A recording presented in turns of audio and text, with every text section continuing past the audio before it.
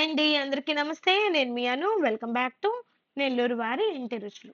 ఈరోజు వీడియోలో సంక్రాంతి స్పెషల్‌గా కరకరలాడే కమ్మని మురుకుల్ని ఈజీగా ఎలా చేసుకోవాలో మీతో చూపించబోతున్నానండి. దీనికోసంగా నేను 2 కేజీల దాకా బియ్యంనైతే తీసుకున్నాను. అలాగే ఒక పెద్ద గ్లాస్‌కి మినపప్పు, అలాగే చిన్న టీ గ్లాస్ ఉంది కదండీ! ఆ గ్లాస్‌కి పెసరపప్పు, టీ గ్లాస్ పచ్చెనగపప్పు వీటన్నిటిని సమానంగా తీసుకోండి. ఇప్పుడు స్టవ్ వెలిగించేసుకొని ఒక కడాయి తీసుకోవాలి. కడాయి కొద్దిగా హీట్ అయ్యాక ఇందులోకి మనం బియ్యం తీసుకున్నాం కదా! ఆ బియ్యంని కొద్దిగా యాడ్ చేసుకుంటూ మంటని మీడియం ఫ్లేమ్ పెట్టుకొని మనం వీటిని బాగా వేపేసుకోవాలండి. బియ్యం అనేది ఇదండి ఈ విధంగా బాగా వేగిపోవాలి. ఈ మినపప్పు, బియ్యము ఇవన్నీ పప్పులన్నీ వేపుకుంటాం కదండీ!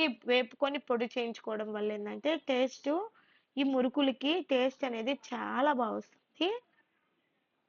ఇదండి ఇలా బియ్యంనంతా కొద్దిగా అన్నీ వేపేసుకొని ఒక పెద్ద గిన్నెలో అయితే వేసేసుకుందాం. ఇప్పుడు అదే బాండట్లో మనం మినపప్పు తీసుకున్నాం కదా! ఆ మినపప్పును కూడా బాగా గోల్డ్ కలర్ వచ్చేదాకా బాగా ఫ్రై చేసేసుకోవాలి. ఇదండి ఈ విధంగా గోల్డ్ కలర్ వచ్చేదాకా వేపేసుకొని ఒక గిన్నెలో పెట్టేసుకుందాం. బియ్యం పెట్టి ఉన్నాం కదా మనం, ఆ గిన్నెలోనే ఈ పప్పును కూడా వేసేయాలి. వేసేసి ఒకసారి బాగా కలిపేద్దాం.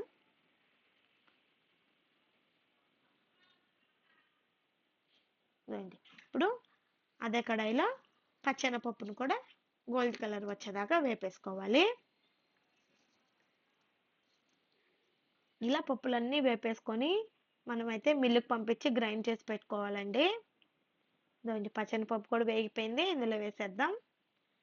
ఇప్పుడు పెసరపప్పును కూడా వేపేద్దాం. ఈ విధంగా మనం బాగా పప్పులన్నిటిని వేపేసుకోవాలండి.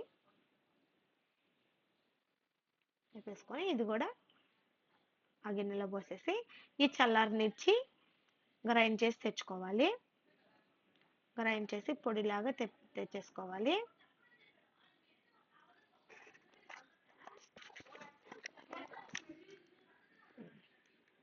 చల్లారనిచ్చి గ్రైండ్ చేసుకోవాలండి.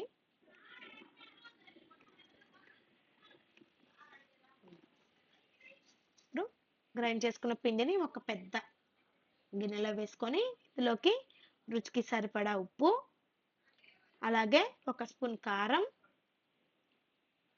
ఒక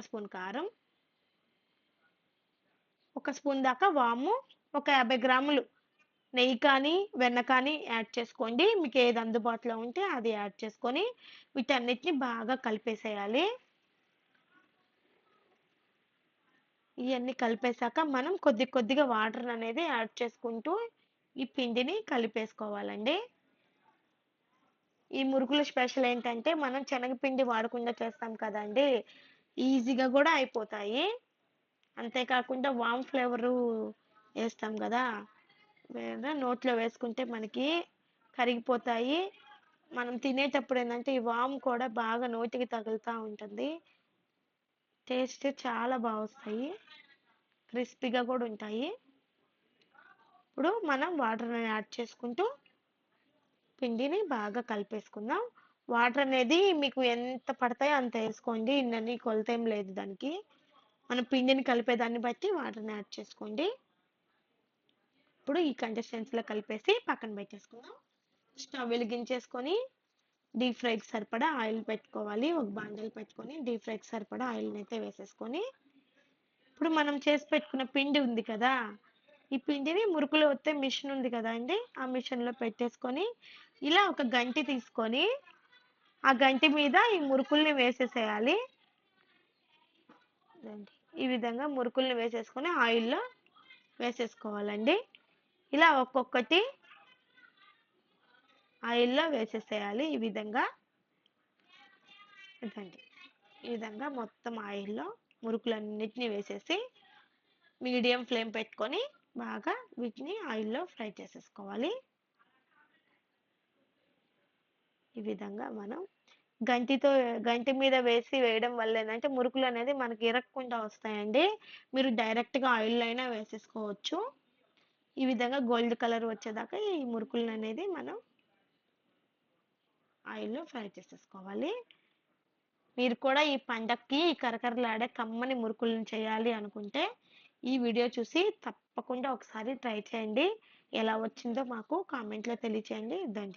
ఫైనల్‌గా అయితే మనకి మురుకులు రెడీ అయిపోయాయి. ఈ వీడియో గాని మీకు నచ్చితే మీ ఫ్రెండ్స్‌కి షేర్ చేయండి.